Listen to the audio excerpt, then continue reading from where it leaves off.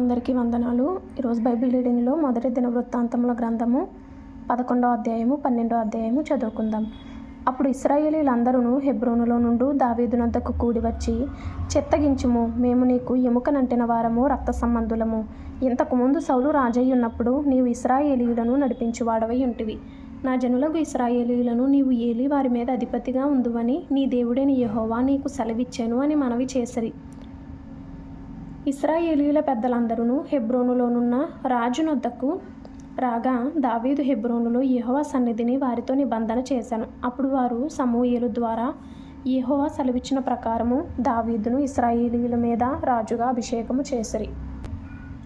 తరువాత దావీదును ఇశ్రాయేలీయులందరూ యెరూషలేమనబడిన యెబూసునకు పోయిరి. ఆ దేశవాసులైన యెబూసీయులు అచ్చట ఉండిరి. అప్పుడు నీవు వీని యందు ప్రవేశింపకూడదని యెబూసు కాపురస్తులు దావీదుతో అనగా, దావీదు పట్టణమనబడిన సీయోను కోటను పట్టుకొనెను.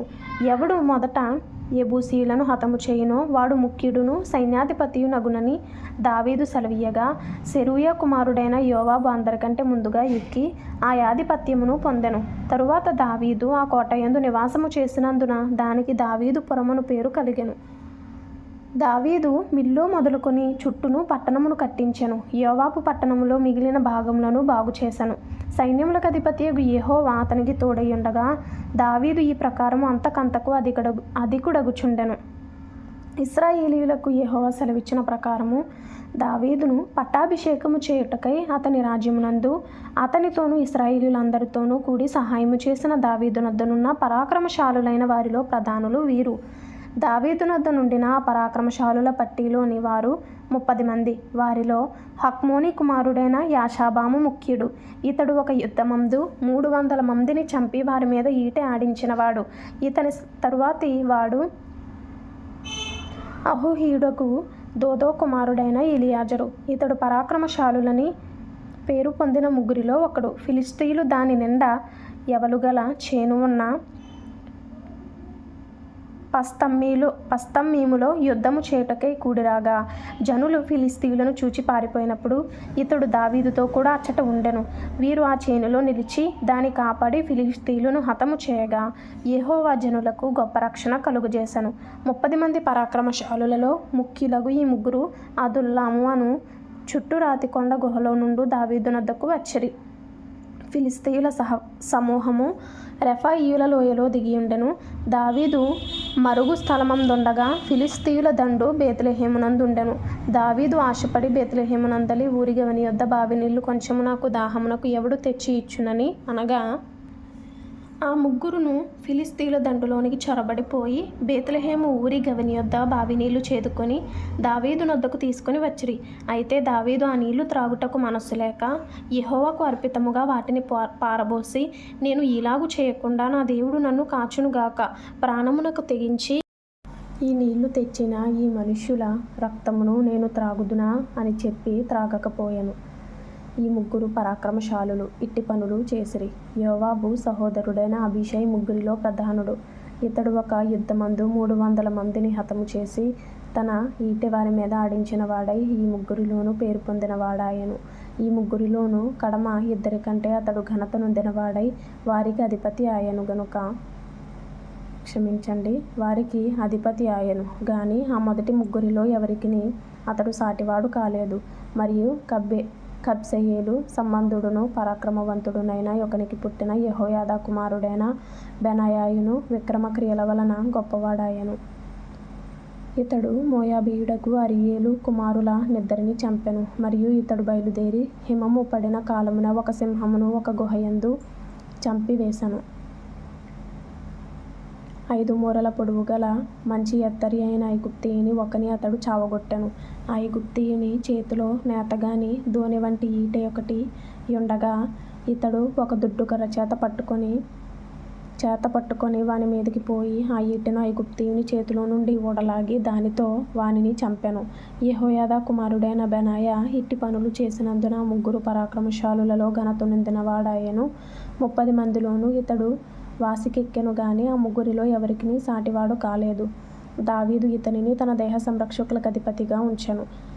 మరియు సైన్యములకు చేరిన వేరు పరాక్రమశాలులెవరనగా యోవాబు తమ్ముడైన అషాహేలు, బేత్లెహేము ఊరివాడైన దోదో కుమారుడగు ఎల్హానాను, హరోరీయుడైన షమ్మోతు, పెలోనీయుడైన హేలెస్సు, తెకోవీయుడైన ఇక్కేషు కుమారుడగు ఈరా, అన్నెతోతీయుడైన అబీయెజెరు, హోషాతీయుడైన సిబ్బెకై, అహోహీయుడైన ఈలై, నెటోపాతీయుడైన మహరై, నెటోపాతీయుడైన బయనా కుమారుడగు హేలెదు. బెన్యామీనీయుల స్థానములోని గిబియా ఊరివాడును రీబై కుమారుడునగు ఈతయి, పిరాతోనీయుడైన బెనాయా, గాయషులోయవాడైన హూరై, అర్బాతీయుడైన అబీయేలు, బహ్రూమీయుడైన అజ్మావెతు, షయల్బోనీయుడైన ఎల్యహ్బా, గిజోనీయుడైన హోషేము కుమారులు. హరారీయుడైన షాగే కుమారుడగు యోనాతాను, హరారీయుడైన షాకారు కుమారుడగు అహీయాము, ఊరు కుమారుడైన ఎలీపాలు, మెకెరాతీయుడైన హెపెరు, పెలోనీయుడైన అహీయా, కర్మెలీయుడైన ఎజ్బయి కుమారుడైన నయరై, నాతాను సహోదరుడైన యోవేలు, హగ్రీయుడైన మిబ్హారు, అమ్మోనీయుడైన జెలెకు, సెరూయా కుమారుడై యోవాబు యొక్క ఆయుధములు మోయువాడును బెరోతీయుడు నగు నహరై, ఇత్రీయుడైన ఈరా, ఇత్రీయుడైన గారేబు, హిత్తీయుడైన ఊరియా, అహలై కుమారుడైన జాబాదు, రూబేనీయుడైన షీజా కుమారుడును రూబేనీయులకు పెద్దయునైన హదీనా, అతని తోటివారగు 30 మంది, మైకా కుమారుడైన హానాను, మిత్నీయుడైన యెహోషాపాతు, ఆష్తెరాతీయుడైన ఉజ్జియా, అరుయేరీయుడైన హోతాను కుమారులగు షామా, యెహీయేలు, షిమ్రీ కుమారుడైన యెదీయవేలు, తిజీయుడైన వాని సహోదరుడగు యోహా, మహవీయుడైన ఎలీయేలు, ఎల్నయము కుమారులైన యెరీబై, యోషవ్యా, మోయాబీయుడైన ఇత్మా, ఎలీయేలు, ఓబేదు, మెజోబాయా ఊరివాడైన యహసీయేలు.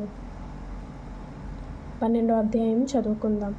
దావీదు కీషు కుమారుడైన సౌలునకు భయపడి ఇంకను దాగియుండగా, సౌలు బంధువులగు బెన్యామీనీయులలో పరాక్రమశాలులు కొందరు దావీదునకు యుద్ధ సహాయము చేయుటకై అతని యొద్దకు సిక్లగునకు వచ్చిరి. వీరు విలుకాండ్రై కుడి ఎడమ చేతులతో వడిసెల చేత రాళ్ళు రువ్వుటకును, వింటి చేత అంబులు విడుచుటకును సమర్థులైన వారు. వారెవరనగా గిబియావాడైన షెమాయా కుమారులైన అహీయెజెరు, ఇతడు అధిపతి. ఇతని తరువాతి వాడగు యోవాషు, అజ్మావెతు కుమారులైన యెజీయేలు, పెలెటు, బెరాకా, అనెతోతీయుడైన యెహు, 30 మందిలో పరాక్రమశాలియు 30 మందికి పెద్దయునైన ఇష్మాయాను, గిబియోనీయుడు ఇర్మీయా, యహజీయేలు, యోహానాను, గెదెరాతీయుడైన యోజాబాదు, ఎలూజై, యెరీమోతు, బెయల్యా, షెమర్యా, హరీపీయుడైన షెఫటయా, కోరహీయులగు ఎల్కానా, యెషీయా, అజరేలు, యెహెజెరు, యాషాబాము, గెదోరు ఊరివాడైన యెరోహాము కుమారులగు యోహేలా, జబద్యా అనువారును. మరియు గాదీయులలో పరాక్రమశాలులు కొందరు అరణ్యమందు దాగియున్న దావీదునొద్ద చేరిరి. వీరు డాలును ఈటెను వాడుక చేయగల యుద్ధ ప్రవీణులు, సింహముఖము వంటి ముఖములు గలవారు, కొండలలో నుండు జింకలంత పాదవేగము గలవారు. వారెవరనగా, మొదటివాడు ఏజెరు, రెండవవాడు ఓబద్యా, మూడవవాడు ఎలీయాబు, నాలుగవవాడు దుష్మన్నా, ఐదవవాడు ఇర్మీయా, ఆరవవాడు అత్తయి, ఏడవవాడు ఎలీయేలు, ఎనిమిదవవాడు యోహానాను, తొమ్మిదవవాడు ఎల్జాబాదు, 10వవాడు ఇర్మీయా, 11వవాడు మక్బన్నయి. గాదీయులగు వీరు సైన్యమునకు అధిపతులై ఉండిరి. వారిలో అత్యల్పుడైన వాడు 100 మందికి అధిపతి, అత్యధికుడైన వాడు 1000 మందికి అధిపతి. యొర్దాను గట్టుల మీదుగా పొర్లిపారుచుండు మొదటి నెలయందు దానిని దాటిపోయి తూర్పు లోయలలోను పడమటి లోయలలోను ఉన్నవారినందరినీ తరిమివేసిన వారు వీరే. మరియు బెన్యామీనీయులలో కొందరును యూదావారిలో కొందరును దావీదు దాగియున్న స్థలమునకు వచ్చిరి. దావీదు బయలుదేరి వారికి ఎదురుగా పోయి వారితో ఇట్లనెను: మీరు సమాధానము కలిగి నాకు సహాయము చేయుటకై నా యొద్దకు వచ్చి ఉన్న ఎడల నా హృదయము మీతో అతికియుండును. అట్లుగాక నా వలన మీకు అపకారమేదియూ కలుగలేదని ఎరిగి ఉండియు నన్ను నా శత్రువుల చేతికి అప్పగింపవలెనని మీరు వచ్చి ఉన్న ఎడల మన పితరుల యొక్క దేవుడు దీనిని చూచి మిమ్మును గద్దించునుగాక. అప్పుడు 30 మందికి అధిపతి అయిన అమాషై ఆత్మవశుడై, దావీదు, మేము నీ వారము, యెష్షై కుమారుడా, మేము నీ పక్షమున ఉన్నాము. నీకు సమాధానము కలుగునుగాక, సమాధానము కలుగునుగాక. నీ సహకారులకును సమాధానము కలుగునుగాక. నీ దేవుడే నీకు సహాయము చేయునని పలుకగా, దావీదు వారిని చేర్చుకుని వారిని తన దండునకు అధిపతులుగా చేసెను. సౌలు మీద యుద్ధము చేయబోయిన ఫిలిష్తీయులతో కూడా దావీదు వచ్చినప్పుడు మనష్షే సంబంధులలో కొందరును అతని పక్షము చేరిరి. దావీదు ఫిలిష్తీయులకు సహాయము చేయకపోయెను. ఎలయనగా అతడు తన యజమానుడైన సౌలు పక్షమునకు మరలి తమకు ప్రాణహాని చేయునని ఎంచి ఫిలిష్తీయుల అధికారులు అతని పంపివేసిరి. అంతటా అతడు సిక్లగునకు తిరిగిపోవుచుండగా మనష్షే సంబంధులైన అద్నా, యోజాబాదు, యెదీయవేలు, మిఖాయేలు, యోజాబాదు, ఎలీహు, జిల్లెతై అను మనష్షే గోత్రపు వారికి అధిపతులు అతని పక్షము చేరిరి. వారందరును పరాక్రమశాలులను సైన్యాధిపతులునై యుండిరి. ఆ దండును హతము చేయుటకు వారు దావీదునకు సహాయము చేసిరి. దావీదు దండు దేవుని సైన్యము వలె మహాసైన్యమగునట్లు ప్రతి దినమున అతనికి సహాయము చేయువారు అతని యొద్దకు వచ్చిచుండిరి. యెహోవా నోటి మాట ప్రకారము సౌలు యొక్క రాజ్యమును దావీదు తట్టు త్రిప్పవలనన్న ప్రయత్నముతో యుద్ధమునకై ఆయుధములను ధరించి అతని యొద్దకు హెబ్రోనునకు వచ్చిన అధిపతుల లెక్క ఎంతనగా, యూదావారిలో డాలును ఈటెను పట్టుకుని యుద్ధ సన్నద్ధులై ఉన్నవారు 6,800 మంది. షిమ్యోనీయులలో యుద్ధమునకు తగిన శూరులు 7,100 మంది. లేవీయులలో అట్టివారు 4,600 మంది. అహరోను సంతతి వారికి యెహోయాదా అధిపతి. అతనితో కూడా ఉన్నవారు 3,700 మంది. పరాక్రమశాలి అయిన సాదోకు అను యవ్వనునితో కూడా అతని తండ్రి ఇంటివారైన అధిపతులు 22. సౌలు సంబంధులకు బెన్యామీనీయులు 3,000 మంది. అప్పటి వరకు వారిలో బహుమంది సౌలు ఇల్లు కాపాడుచుండిరి. తమ పితరుల ఇంటి వారిలో పేరు పొందిన పరాక్రమశాలులు ఎఫ్రాయిమీయులలో 20,800 మంది.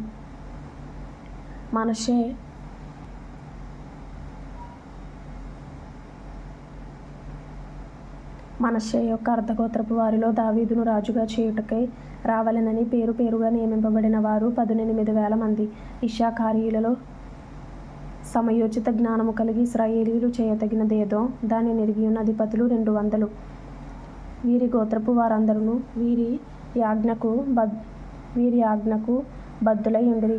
జెబూలూనీయులలో సకల విధమైన యుద్ధ ఆయుధములను ధరించి యుద్ధమునకు పోదగిన వారును యుద్ధపు నేర్పు గలవారును మనస్సునందు పరుపు లేకుండా యుద్ధము చేయగలవారును 50,000 మంది. నఫ్తాలీయులలో 1,000 మంది అధిపతులు. వారితో కూడా డాలును ఈటెను పట్టుకునిన వారు 37,000 మంది. దానీయులలో యుద్ధ సన్నద్ధులైన వారు 28,600 మంది. ఆషేరీయులలో యుద్ధపు నేర్పుగల యుద్ధ సన్నద్ధులు 40,000 మంది. మరియు యొర్దాను నది అవతల నుండు రూబేనీయులలోను గాదీయులలోను మనష్షే అర్ధగోత్రపు వారిలోను సకల విధమైన యుద్ధాయుధములను ధరించిన 120,000 మంది యోధులందరూ దావీదును ఇశ్రాయేలు మీద రాజుగా నియమించవలనన్న కోరిక హృదయమందు కలిగిన వారై హెబ్రోనునకు వచ్చిరి. ఇశ్రాయేలులో కడమ వారందరూ ఏకమనస్కులై దావీదును రాజుగా నియమింపవలెనని కోరియుండిరి. వారి సహోదరులు వారి కొరకు భోజన పదార్థములను సిద్ధము చేసి ఉండగా వారు దావీదుతో కూడా అచ్చట 3 దినములుండి అన్నపానములు పుచ్చుకొనిరి. ఇశ్రాయేలీయులకు సంతోషము కలిగిండెను గనుక ఇశ్శాఖారు, జెబూలూను, నఫ్తాలి అను వారి పొలిమేరల వరకు వారికి సమీపమైన వారు గాడిదల మీదను, ఒంటెల మీదను, కంచర గాడిదల మీదను, ఎద్దుల మీదను ఆహార వస్తువులను, పిండి వంటకములను, అంజూరు పడలను, ఎండిన ద్రాక్ష పండ్ల గెలలను, ద్రాక్షారసమును, నూనెను, గొర్రెలను, పశువులను విస్తారముగా తీసుకుని వచ్చిరి. అలాగే సామెతల గ్రంథం నుండి 29వ అధ్యాయం చదువుకుందాం. ఎన్నిసార్లు గద్దించినను లోబడనివాడు మరి తిరుగు లేకుండా హఠాత్తుగా నాశనమగును. నీతిమంతులు ప్రబలినప్పుడు ప్రజలు సంతోషింతురు. దుష్టుడు ఏలునప్పుడు ప్రజలు నిట్టూర్పులు విడుతురు. జ్ఞానమును ప్రేమించువాడు తన తండ్రిని సంతోషపరచును. వేశ్యలతో సాంగత్యము చేయువాడు అతని ఆస్తిని పాడు చేయును. న్యాయము జరిగించుట వలన రాజు దేశమునకు క్షేమము కలుగజేయును. లంచములు పుచ్చుకొనువాడు దేశమును పాడు చేయును. తన పొరుగు వానితో ఇచ్చకములాడువాడు వాని పట్టుకొనుటకు వలవేయువాడు. దుష్టుని మార్గమున బోనులు ఉంచబడును, నీతిమంతుడు సంతోషగానములు చేయును. నీతిమంతుడు పేదల కొరకు న్యాయము విచారించును, దుష్టుడు జ్ఞానము వివేచింపడు. అపహాసకులు పట్టణము తల్లడిల్లజేయుదురు, జ్ఞానులు కోపము చల్లార్చెదరు. జ్ఞాని మూఢునితో వాదించినప్పుడు వాడు ఊరకుండక రేగుచుండును. నరహంతకులు నిర్దోషులను ద్వేషించుదురు, అట్టివారు యథార్థవంతుల ప్రాణము తీయజూతురు. బుద్ధిహీనుడు తన కోపమంతా కనుపరచును, జ్ఞానము గలవాడు కోపము అణచుకొని దానిని చూపకుండును. అబద్ధములను ఆలకించు రాజునకు ఉద్యోగస్తులందరూ దుష్టులుగా నుందురు. బీదలను వడ్డీకిచ్చువారును కలిసికొందురు. ఉభయులకు వెలుగునిచ్చువాడు యెహోవాయే. ఏ రాజు దరిద్రులకు సత్యముగా న్యాయము తీర్చునో ఆ రాజు సింహాసనము నిత్యముగా స్థిరపరచబడును. బెత్తెమును గద్దింపును జ్ఞానము కలుగజేయును. అదుపులేని బాలుడు తన తల్లికి అవమానము తెచ్చును. దుష్టులు ప్రబలినప్పుడు చెడుతనము ప్రబలును, వారు పడిపోవుటకు నీతిమంతులు కన్నులారా చూచెదరు. నీ కుమారుని శిక్షించిన ఎడల అతడు నిన్ను సంతోషపరచును, నీ మనస్సుకు ఆనందము కలుగజేయును. దేవోక్తి లేని ఎడల జనులు కట్టులేక తిరుగుదురు. ధర్మశాస్త్రమును అనుసరించువాడు ధన్యుడు. దాసుడు వాగ్దండన చేత గుణపడడు, తాత్పర్యము తెలిసికొన్నను వాడు లోబడడు. ఆతురపడి మాటలాడువాని చూచితివా, వానికంటే మూర్ఖుడు సులువుగా గుణపడును. ఆతురపడి మాటలాడువాని చూచితివా, వానికంటే మూర్ఖుడు సులువుగా గుణపడును. ఒకడు తన దాసుని చిన్నప్పటి నుండి గారాబముగా పెంచిన ఎడల తుదిని వాడు కుమారుడుగా ఎంచబడును. కోపిష్ఠుడు కలహము రేపును, ముంగూపి అధికమైన దుష్క్రియలు చేయును. ఎవని గర్వము వానిని తగ్గించును, వినయ మనస్కుడు ఘనత నొందును. దొంగతో పాలుకూడువాడు తనకు తానే పగవాడు, అట్టివాడు ఒట్టు పెట్టినను సంగతి చెప్పడు. భయపడుట వలన మనుషులకు ఉరివచ్చును, యెహోవాయందు నమ్మికయించువాడు సురక్షితముగా నుండును. అనేకులు ఏలువాని దయ కోరుచుందురు, మనుషులను తీర్పు తీర్చుట యెహోవా వశము. దుర్మార్గుడు నీతిమంతులకు హేయుడు, యథార్థవర్తనుడు భక్తిహీనునికి హేయుడు. సామెతలు 29వ అధ్యాయం 25వ వచనంలో ఇంపార్టెంట్ అయిన మాట, భయపడుట వలన మనుషులకు ఉరివచ్చును, యెహోవాయందు నమ్మిక ఇంచువాడు సురక్షితముగా నుండును. ఆమేన్. 1 సంవత్సరంలోపు బైబిల్ పూర్తి చేయాలి అనే ఆశ కలిగిన వారు ఫాలో చేయండి, లైక్ చేయండి, షేర్ చేయండి, సబ్స్క్రైబ్ చేసుకోండి. ప్రభు మీకు తోడైండును గాక. ఆమేన్.